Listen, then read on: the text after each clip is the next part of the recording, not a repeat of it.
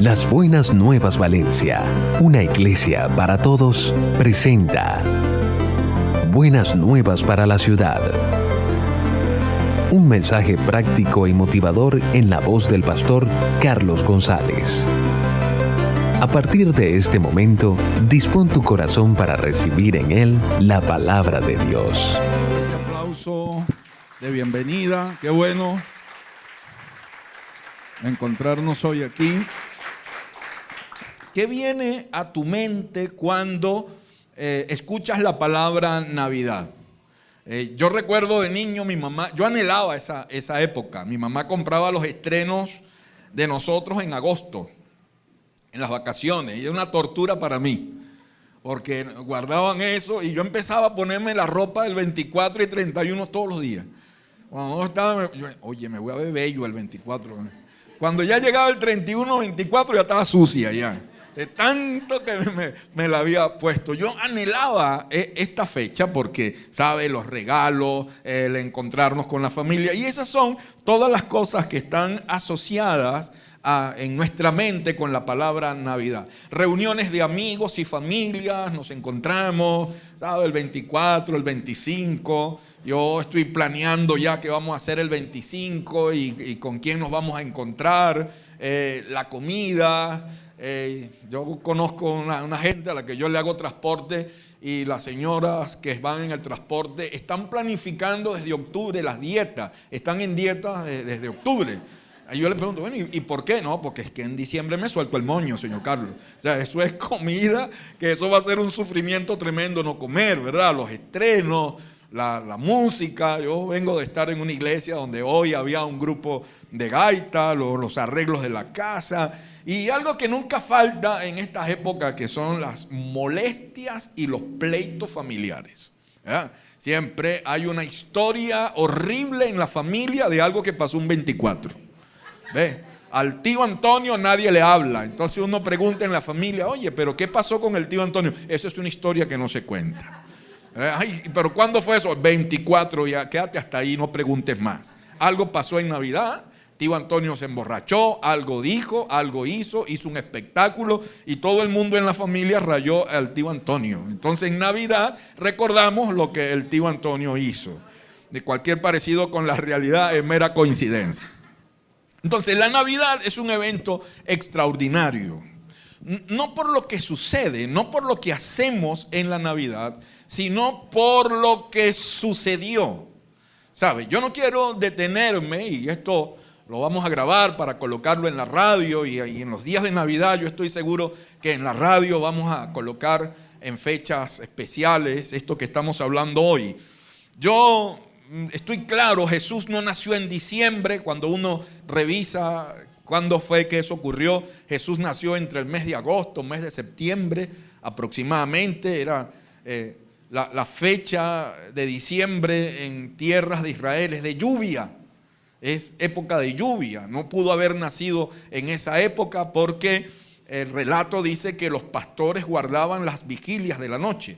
Así que era un tiempo soleado, y las características más o menos de ese tiempo son mes de agosto, mes de septiembre. En eso estamos claros. Jesús no nació en diciembre, pero diciembre es una fecha tradicional que la gente ha tomado para celebrar esto. La verdad es que haya sido en octubre, haya sido en enero, en febrero, Jesús nació. Él vino al mundo y nosotros celebramos ese advenimiento, esa acción de venir a este mundo. Y estamos tomando esto porque es como que ser estratégico para poder enseñar la historia detrás de la historia, y es lo que queremos hacer estos domingos. Resaltar no lo que está pasando, sino lo que pasó. Pasó algo extraordinario ese día.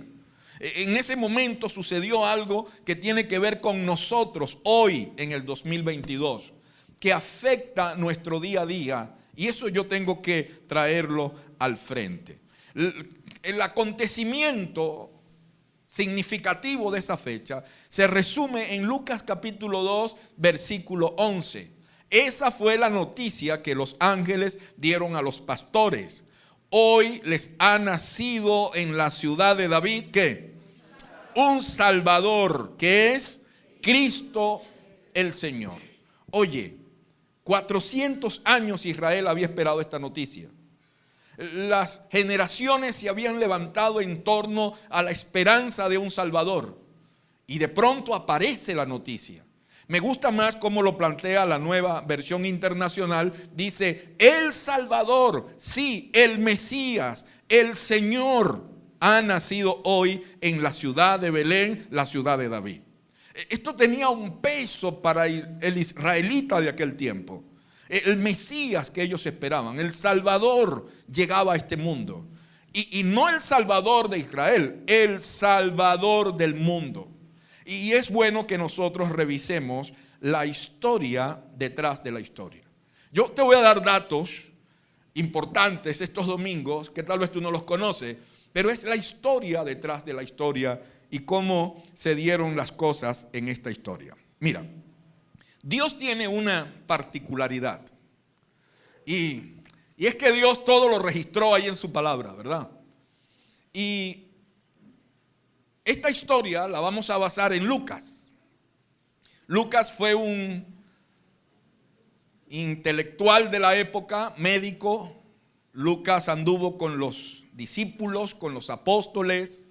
Lucas fue muy cercano a personas que fueron testigos presenciales de estos hechos. Lucas escribe uno de los evangelios más extensos que hay. Y Lucas se toma un tiempo para hablar de fechas, de momentos. Lucas no solo nos presenta la historia, sino nos presenta las emociones, lo que sintieron, lo que experimentaron los personajes principales de esta historia. Y la manera como estos acontecimientos cambiaron la vida de esas personas. Dos personas en particular, este acontecimiento les volvió la vida un 8. Estoy hablando de María y de José. Una pareja. Te explico. Mira cómo se daban las cosas en el pueblo de Israel. En el pueblo de Israel, cuando un muchacho se iba a casar, esa decisión no la tomaban ellos, la tomaban sus padres. Así que los padres se reunían. ¿Está viendo, Andrea? Raquel dijo, agarrando datos, Raquel, lo que le conviene. Los padres se reunían para acordar la unión de los muchachos. El papá de ella establecía un pago, una dote. Y entonces el papá de él reunía lo que el papá de ella pedía y él pagaba por ella. Mira, mi hija cuesta 4 vacas, 2 cochinos. Bueno, cochinos no pedían porque era inmundo en Israel, no, pedían tierras, casas, establecía un monto. Y en un acto significativo se celebraba algo que se llamaba el desposorio. El desposorio era cuando el papá de él se reunía con el papá de ella y pagaba la dote. A partir de ese momento ella estaba desposada, comprometida, ¿sí? Ella asumía responsabilidades con él de lavar, de cocinar, eran prácticamente un matrimonio, pero no tenían relaciones sexuales. No se les permitía en el desposorio tener relaciones sexuales. Sino que a partir de ese acto, de la entrega de la dote, el muchacho se iba a la casa de su papá y en un terreno asignado por su papá, él comenzaba a construir una casa, ¿sí? Donde él iba a llevar a su esposa. Y empezaba a trabajar arduamente en construir esa casa. ¿Quién determinaba si la casa estaba o no en capacidad para traer a la muchacha? Era el papá. Era el papá el que salía y decía, todavía te falta. Y el papá evaluaba la construcción de la casa. Le decía, no, ahora hazle la cocina, hazle tal cosa. ¿Ves? Un día el papá decía, ya la casa está perfecta. Ya te puedes casar. Ella estaba a la espera de esa noticia.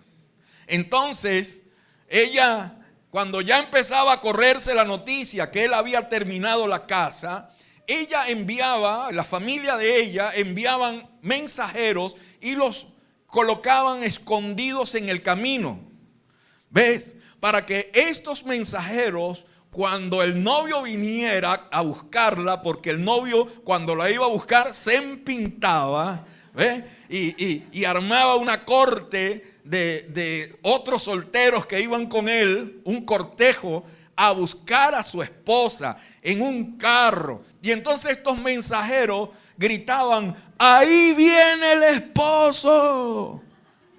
Y se armaba la pachanga, que duraba días, semanas. ¿A qué se te parece esa historia? ¿Recuerdas cuando Jesús dijo: porque el día ni la hora nadie la sabe sino mi Padre? Yo, en la casa de mi Padre muchas moradas hay. Voy pues a preparar una morada para ustedes, para que donde yo esté, ustedes también estén. Jesús está hablando el lenguaje de la cultura, algo que ellos entendían perfectamente a qué se estaba refiriendo. ¿Ves? Es más, tú y yo ya se pagó el precio por nosotros. Pertenecemos al Señor, estamos desposados ya, ¿ves? Y entonces en esa etapa de vida, de desposorio, habían planes, una pareja que tenía planes de casarse, él estaba construyendo una casa, planificando su vida. Aparece este episodio. O sea, este episodio que cambia por completo la vida, los planes y toda la estructura que ellos tenían para ellos. Te quiero revelar algo. No sé si esta es la primera vez que vienes a una iglesia cristiana o por primera vez escuchas la radio, un mensaje cristiano o un pastor o en el canal de YouTube. No sé cómo te han hablado de Dios, pero hay algo que he visto en Dios. Por esta historia y por un montón de cosas más, a veces Dios pide cosas locas. ¿Quieres leer eso? A veces Dios pide, créeme, a veces Dios pide cosas locas. Dios le pidió a un profeta que caminara desnudo 3 años. Dios le pidió a un hombre que desafiara un imperio con un palo en la mano. Dios pide cosas locas. Y en este episodio de la historia de Navidad, encontramos a Dios interviniendo, pidiendo una cosa loca. Porque fue bien loco. Mira lo que Dios le estaba pidiendo a María.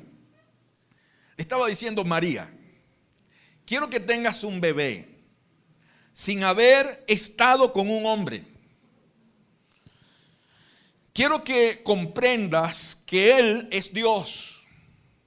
Lo críes y lo dejes ir cuando sea adulto, lo veas morir y luego le sirvas por el resto de tu vida cuando Él resucite. ¿A ti no te parece eso loco? Ponte que Dios se aparezca y te diga eso a ti. Una cosa loca. A veces Dios pide cosas locas. Y esto fue una historia loca, porque esto estaba cambiando por completo la vida de María. Estaba cambiando por completo el sueño de una pareja, los planes de una familia. Y Dios interrumpe la cotidianidad de esta pareja con esta cosa loca. La pregunta que uno se hace es: ¿por qué Dios le pide esto a María? ¿Por qué María, justamente? ¿Y por qué Dios le pide eso a María? Te cuento algo. Esta es la historia detrás de la historia. Y para entender esta historia tenemos que ir miles de años atrás, al Génesis. Está comenzando la historia de la humanidad, ¿sí? Y en Génesis capítulo 3 aparece algo que los teólogos llaman protoevangelio. El protoevangelio. La palabra proto significa primero. O sea, el primer evangelio nosotros lo encontramos en Génesis capítulo 3, verso 14 y 15. ¿Por qué? Porque es el momento en que Satanás aparentemente gana la primera batalla. Disfruta usted de Buenas Nuevas para la Ciudad con el pastor Carlos González. Sí, cuando lo leas, tómate un tiempo en la semana y esa escena de Génesis capítulo 3, Satanás está triunfando. Satanás está lanzando a la raza humana al pecado, a la desobediencia. Satanás está abriendo la puerta de todo lo que hoy en día nos afecta como seres humanos. La pobreza, la miseria, la enfermedad, la tragedia humana. Sí, el hombre estaba desobedeciendo y Satanás estaba triunfando en ese primer escenario que Dios había creado, ¿no?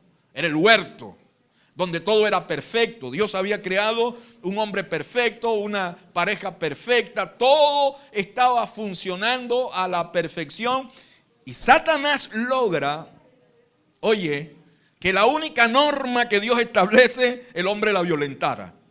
Y eso causa un caos tremendo. Tú lo has leído en Génesis, ¿verdad? Que Dios tiene que intervenir, expulsar al hombre del huerto. Y era como que, cuando lees esta historia, como que Satanás estaba ganando la pelea. Como que logró interrumpir el proyecto de Dios. Entonces Dios aparece y ocurre lo siguiente. Dice, entonces Dios el Señor dijo a la serpiente: por causa de lo que has hecho, maldita serás entre todos los animales, tanto domésticos como salvajes. ¿Qué siente usted cuando usted ve una culebra hoy? Ponte que viene alguien y dice, ay, eso no pica. Sí, pero ya es fea igual, que matarla. ¿Ves? Tanto doméstico como salvaje. Y te arrastrarás sobre tu vientre y comerás polvo todos los días de tu vida. Y yo pondré enemistad entre tú y la mujer. Y oye este dato interesante, ¿sabes? No nos gusta mucho los domingos meternos en temas teológicos. Hay sus momentos para eso, pero aquí cabe, hay que hacerlo. Dios le dice, entre tu simiente y la simiente de ella, su simiente te aplastará la cabeza. Detente ahí. Esta es la única vez en que en la Biblia y en la literatura religiosa antigua se menciona tal barbaridad. Las mujeres no tienen simiente. Los hombres tienen simiente. ¿Sí? En su semen está la simiente del hombre. Y él deposita esa simiente en ella. ¿Te das cuenta? La mujer en sí necesita de la simiente del hombre, porque ella no puede producir una simiente. Ella es receptora en su óvulo de la simiente que el hombre coloca. Eso es biología, hermano. Eso no es Biblia, eso es biología. ¿Cómo es que Dios entonces habla de una simiente de una mujer? Ya Dios, miles de años antes, estaba hablando que ya Él había diseñado un plan en donde el hombre sería salvado y Satanás sería destruido a través de un niño que vendría al mundo sin ser el resultado del espermatozoide de un hombre. Y quedó escrito en el libro de Génesis. Ahora es que tú y yo entendemos lo que el ángel le dice a María y la respuesta que María da. Porque recuerda, María era israelita. Y los israelitas desde niños eran instruidos en el Pentateuco, en el Génesis, Deuteronomio, Levítico, las leyes, los escritos de los profetas. Creo que en alguna oportunidad María debió asistir a alguna prédica, alguna enseñanza sobre esto. ¿Sí? El ángel aparece.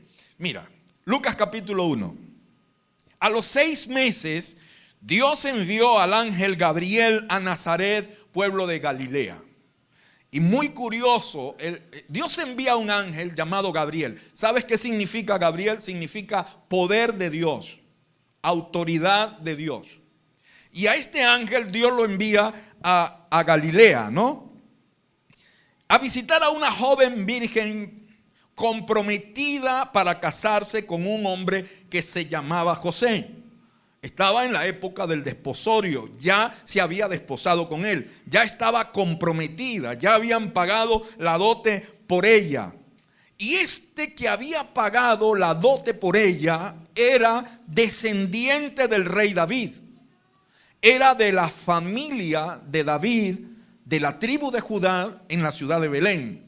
Dios sabía dónde estaba apuntando. Recuerda, a Dios no se le escapa nada, Dios tiene el control de todo. Y esto era parte de un plan. Dios lo había diseñado de esa manera. El ángel se acercó a ella y le dijo: te saludo, tú que has recibido el favor de Dios, el Señor está contigo. Ponte, tú andas por Flor Amarillo y te encuentras un tipo alto, con apariencia celestial, una cosa salida del otro mundo, y de repente ese tipo te dice: el favor de Dios es contigo.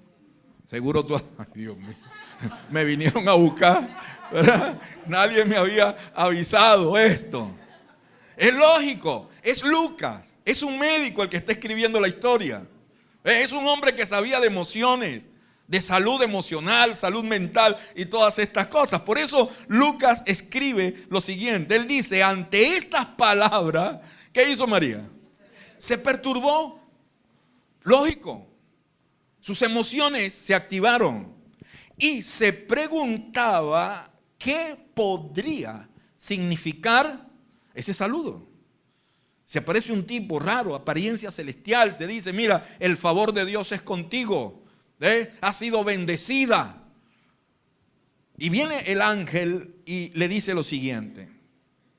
Empieza por aquí: no tengas miedo.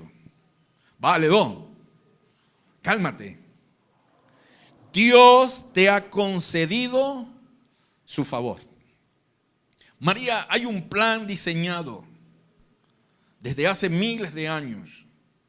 Desde el momento en que el hombre cae, Dios ya tenía un plan.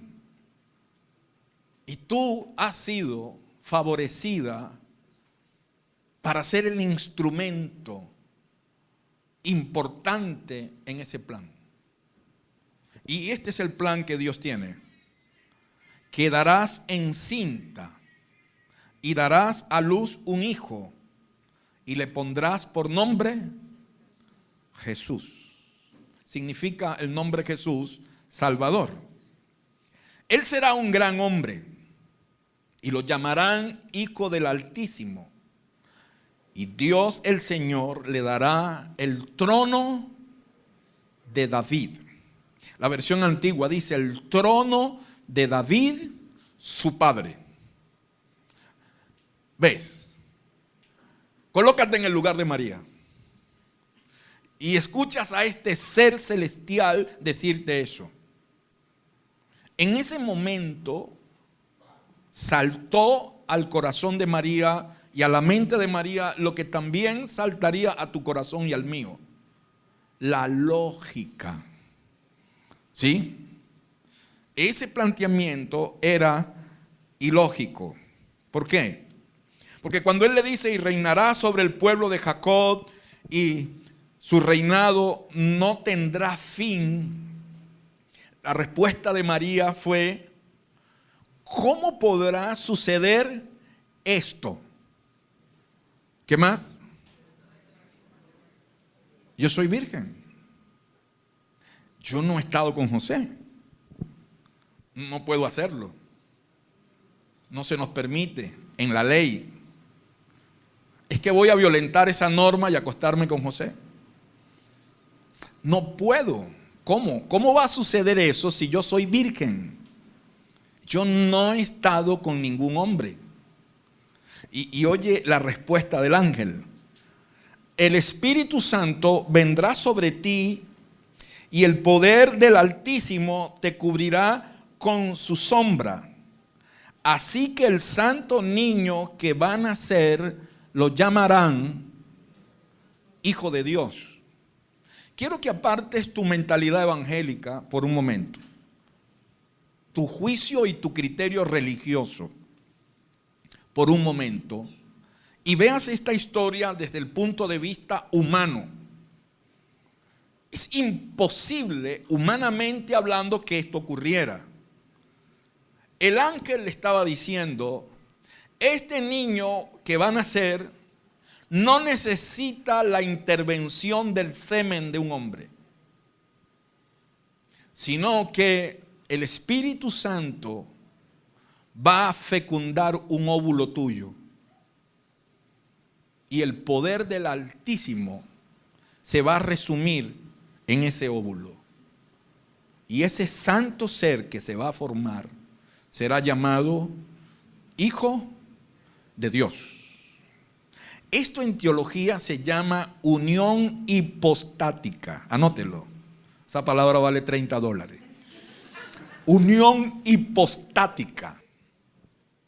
En el vientre de María se unieron dos naturalezas, la divina y la humana. Así que este ser que se estaba formando en el vientre de María poseía la divinidad de Dios, dada por su papá celestial, pero al mismo tiempo poseía la humanidad dada por el óvulo de María.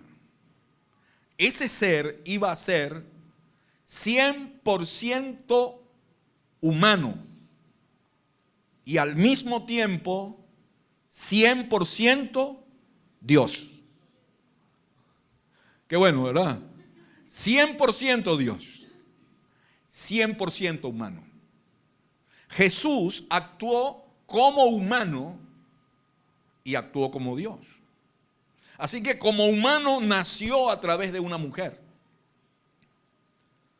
Como humano tuvo que crecer, como humano tuvo que ser amamantado, como humano lo enseñaron a caminar, como humano sus padres lo enseñaron a hablar. ¿Sabes lo que es enseñarle los primeros pasos al Hijo de Dios? Enseñar a caminar al Hijo de Dios. Enseñar a leer al Hijo de Dios. Ese fue el privilegio que María y José tuvieron. Como humano, el tiempo le afectó. Como humano se desanimó. Como humano lloró. Como humano se sintió solo. Como humano se sintió abandonado. Como humano padeció la cruz.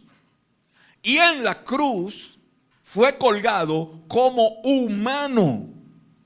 Sintió el dolor de los látigos, de la tortura, de los clavos y de la lanza. Bueno, la lanza fue ya habiendo fallecido, ¿no? Pero como humano sintió todo eso.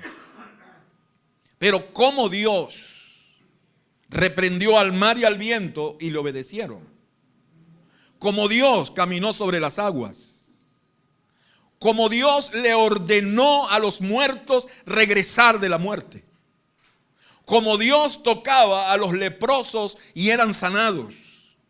Como Dios alimentó 20,000 personas con 5 panes y 2 peces. Como Dios sanó a una mujer que solo tocó el borde de su manto. Como Dios le dio vista a los ciegos, audición a los sordos, habla a los mudos. Como Dios, los demonios se sujetaron a su voz y a su mandato. Y como Dios tuvo el poder de entregar su vida y tuvo la autoridad de volverla a tomar. Amén. Y como Dios está aquí en Flor Amarillo hoy, en esta reunión. Un ser extraordinario. Formándose en el vientre de una mujer. Si la historia la dejamos hasta aquí, tú dirás, tremenda historia. Viene el ángel y le dice, mira, esto es posible, porque tu parienta Elizabeth va a tener un hijo en su vejez. Tu parienta que era estéril, en su vejez está embarazada, y de hecho la que decían que era estéril ya tiene 6 meses de preñada. Porque 6 meses antes Una historia parecida a esta había ocurrido en el hogar de Elizabeth y Zacarías, con el mismo ángel. ¿Qué te parece? Porque 6 meses antes había sido concebido en el vientre de Elizabeth, sí, con la intervención de Zacarías, Juan el Bautista, primo de Jesús. ¿Ves? Ya Dios estaba armando el equipo. Estaban llegando a las grandes ligas. Dios estaba moviendo sus piezas. Y todo esto ocurre 400 años de un silencio tremendo que había experimentado la nación de Israel. En 400 años este tipo de cosas no se conocían. No se había visto un ángel, no se había levantado un profeta, no había surgido palabra de Dios. Y Dios interrumpe el silencio de la historia y comienza a mover sus piezas. Y el ángel le dice: ya tu prima Elizabeth, la que llamaban la estéril, en su vejez ya lleva el sexto mes de embarazo. Mira lo que dice Gabriel: porque para Dios no hay nada imposible. Y eso aplícalo a todas las áreas de tu vida. Si Dios dijo que te va a dar un carro, te lo va a dar. Si Dios dijo que te va a dar una casa, te la va a dar. Si Dios dijo que te va a sanar, te va a sanar. Si Dios dijo que te vas a casar, te vas a casar. ¿Sabes por qué? Porque para Dios no hay nada imposible. No hay nada que sea imposible para Él. Y esto que María estaba escuchando, humanamente era imposible. Y ya el ángel le dice: mira, para Dios no hay nada imposible. Ahora, oye, mira la respuesta de María. Aclaro, Dios no aparece a María porque María era una superdotada espiritual, una cosa. No, María era un ser humano, como tú y como yo. Y sus reacciones de temor, de perturbación, nos hablan de un ser humano que también le costaba entender esto que estaba pasando. Y aunque esto que Dios estaba planteando para ella cambiaba su vida, tiraba por el suelo sus planes, si no lo sabías, entérate, María estaba poniendo en peligro de muerte su vida. ¿Sabes qué hacían con las muchachas que salían embarazadas de otro en el desposorio? Las declaraban adúlteras y las sacaban fuera de la ciudad y las apedreaban. Así funcionaban las leyes en ese tiempo. Esto era riesgo de muerte. Esto era un peligro tremendo. Esto era vergüenza para su familia, para ambas familias. Y aún con todo lo loco de este planteamiento, María responde diciendo: aquí tienes, ¿a quién? A la sierva del Señor. Que Él haga conmigo como Él ha dicho. Esto ocurrió en un momento en que María estaba ovulando. Y en ese óvulo ya preparado, el poder del Espíritu Santo se posó y fecundó el óvulo de María. Tremenda historia, ¿verdad? Disfruta usted de Buenas Nuevas para la Ciudad con el pastor Carlos González. Ahora, hay alguien de quien nosotros no hablamos en esta historia. De José. Pobre José.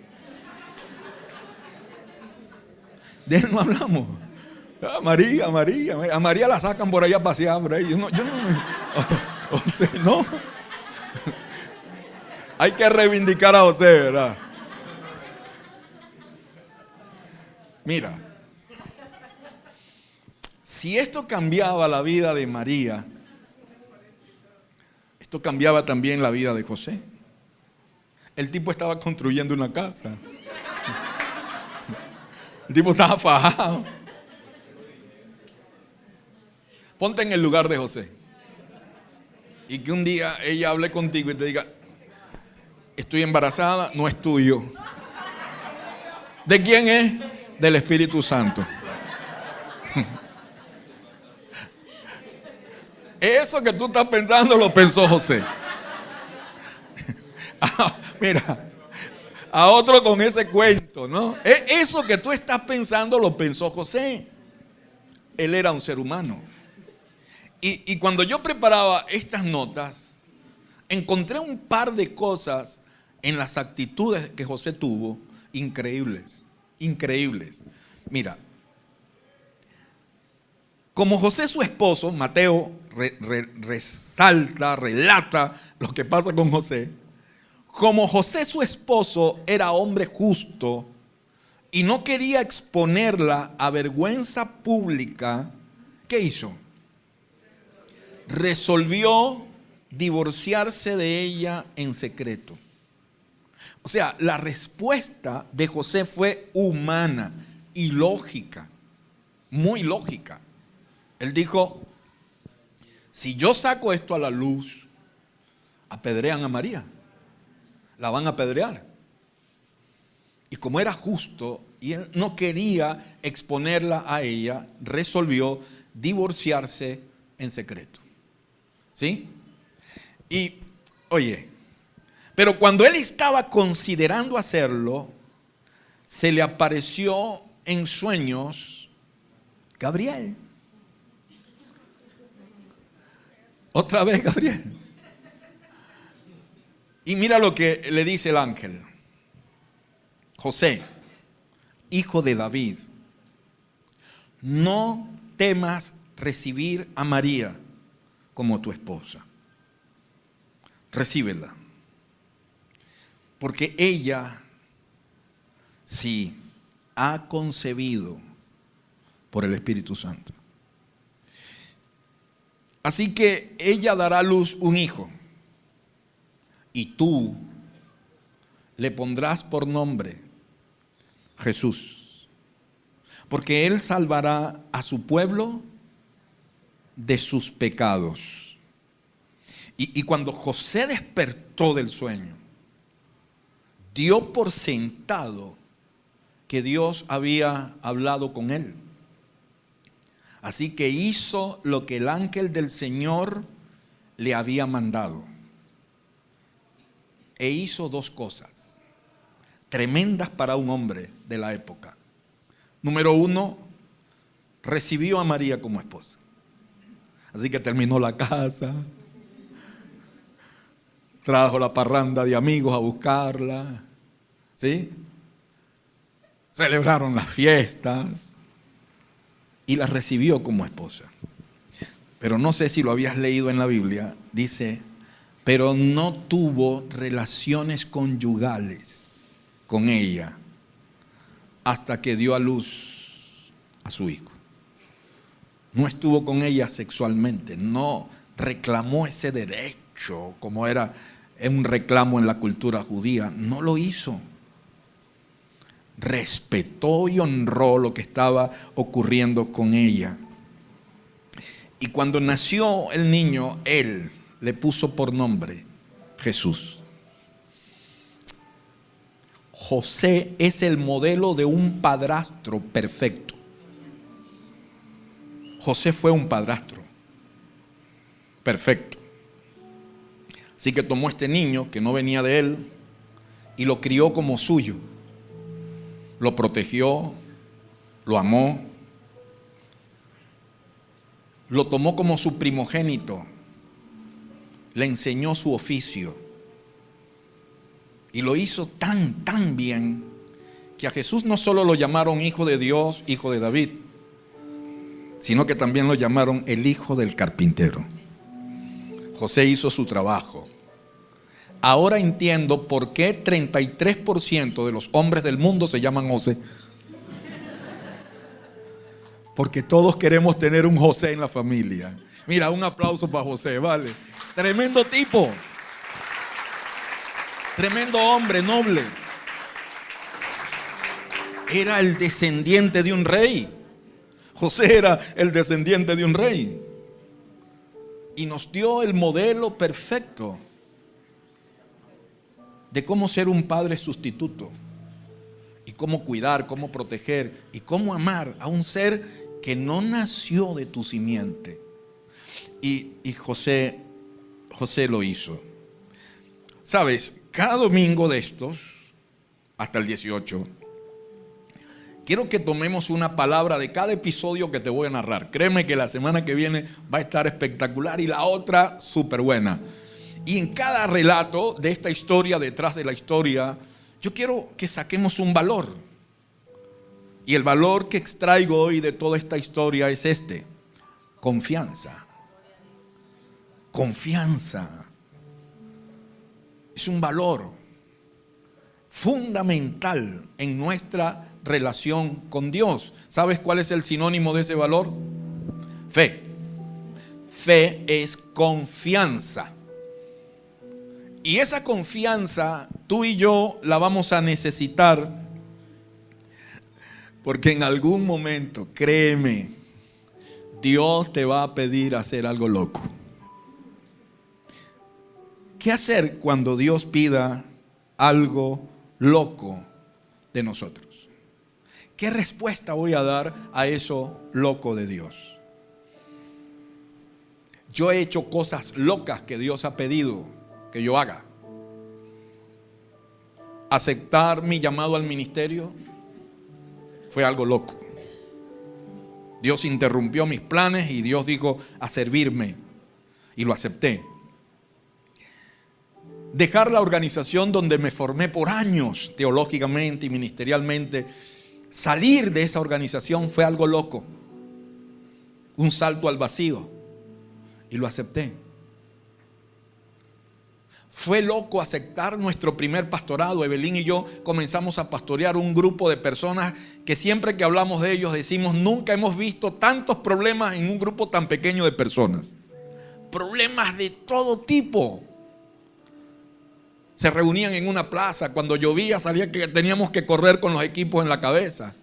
Cuando hacía sol nos quemábamos. Fue loco, pero lo aceptamos. Luego, irme a una ciudad que no era la mía. Vivir en esa ciudad 7 años, donde nadie me conocía.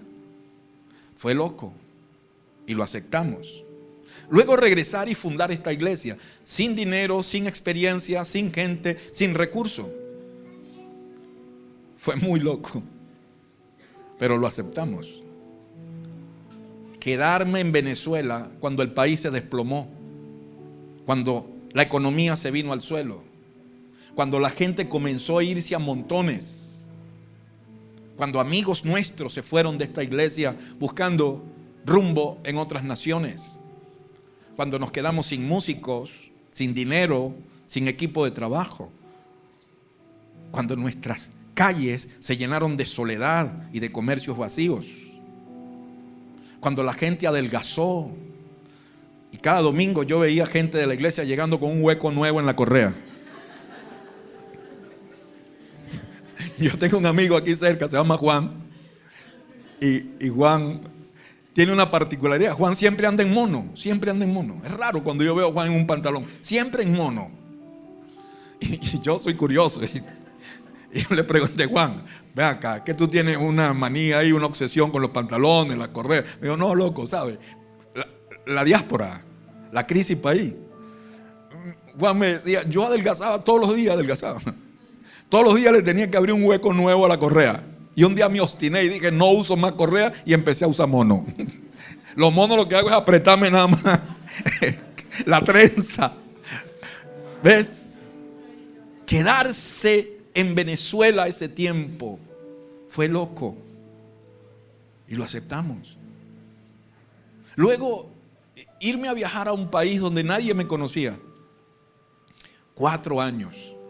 Cada 3 meses yo me iba un mes fuera del país. Me tocó dormir en colchonetas, comer cosas a las que yo no estaba acostumbrado, predicar en iglesias donde yo no gustaba. Y llegaba súper cansado y agotado un martes, y ya el miércoles Evelyn me tenía una lista así de cosas por hacer y había que hacerlas. Llevar a Chanti a la universidad, y nada cambiaba de nuestra rutina. No importaba estar fuera, agotado, había que enfrentar esto. repartir medicamentos, se me cayó el pelo, me dio culebrilla. Usted vivió todo eso conmigo.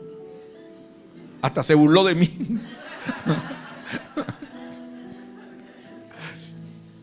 Fue muy loco. Y en cada acción loca que Dios pidió de nosotros, respondimos con la confianza de que Dios estaba en el asunto. Amén. Igual como María y José confiaron en que Dios estaba en el asunto.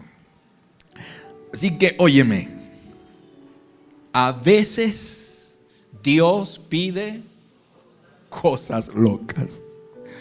Porque de pronto tú llegaste hoy con la cabeza hecho un 8, ¿no? ¿Esto será de Dios? ¿No será de Dios? ¿Cómo me va a pedir Dios algo loco? Sí, a veces pasa cosas locas, ¿no? Y en ese momento de las cosas locas que Dios pide, la respuesta es confiar. ¿Confiar qué? Confiar en que para Dios no hay nada imposible. Amén. Para Dios no hay nada imposible. Nada imposible. Así que en toda esa lista de cosas locas que te puedo decir, Dios nos bendijo en ese grupo de gente problemática. Dios abrió nuevas puertas cuando salí de mi organización.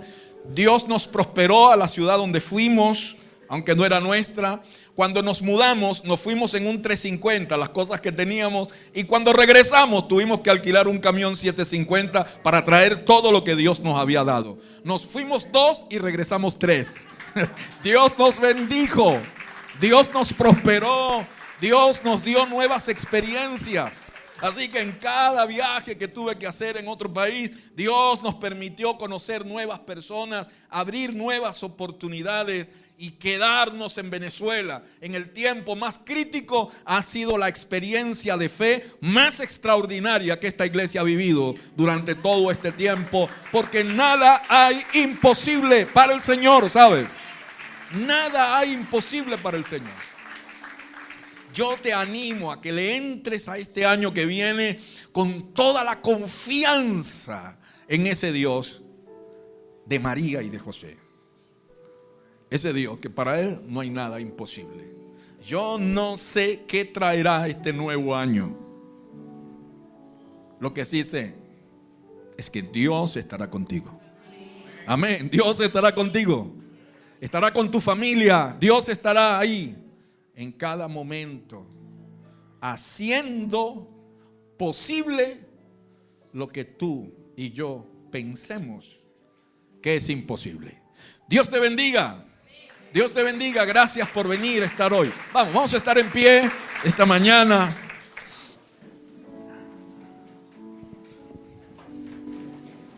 Y vamos a hablar con el Dios de lo imposible. El Dios de María, el Dios de José. Padre, muchas gracias. Me encanta esta historia, Señor. Tú sabes y eres testigo de cuánto me emocionaba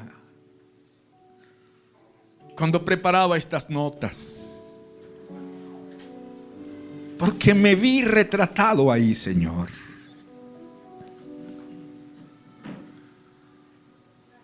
En tantas cosas fuertes y difíciles que hemos tenido que enfrentar estos últimos años en este país. No ha sido fácil. No ha sido fácil este transitar, Señor.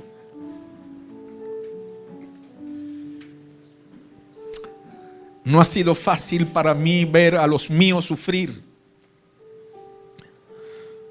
No ha sido fácil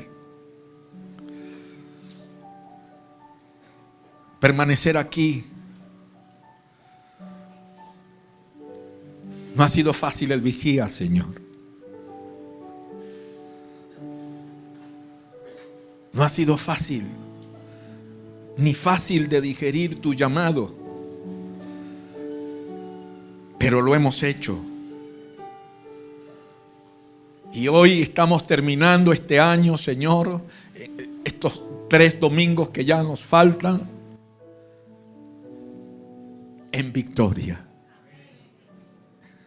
Y hemos visto tu mano,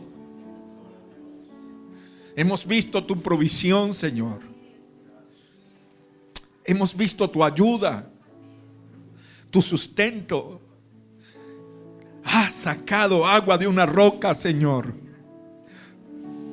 Has traído recursos de lugares inimaginables. Porque al igual que con José y con María, tienes un plan, Señor. Y tú no pierdes el control de las cosas. Tú tienes un plan perfecto. Oh, Señor, ayúdanos a confiar, a confiar, a confiar, a confiar, a confiar todos los días de nuestra vida. Ayúdanos a confiar que tú tienes el cuidado. Ayúdanos a confiar que tú eres Dios y que nada, nada hay imposible para ti, Señor. Gracias. Gracias por lo que hoy hemos aprendido. Ayúdanos a iniciar esta semana con ese nivel de confianza, Señor. Ayúdanos a transitar el lunes, el martes, el miércoles, el jueves, lo que resta de este año, enfrentar el año que viene con un corazón lleno de confianza. Muchas gracias hoy por lo que nos enseñas. En el nombre de Jesús, amén y amén. Tribútale un aplauso al Señor. Hemos llegado al final de Buenas Nuevas para la Ciudad. Si deseas escuchar nuevamente este tema, visita nuestro canal en YouTube, LBN Valencia Oficial. Hasta pronto.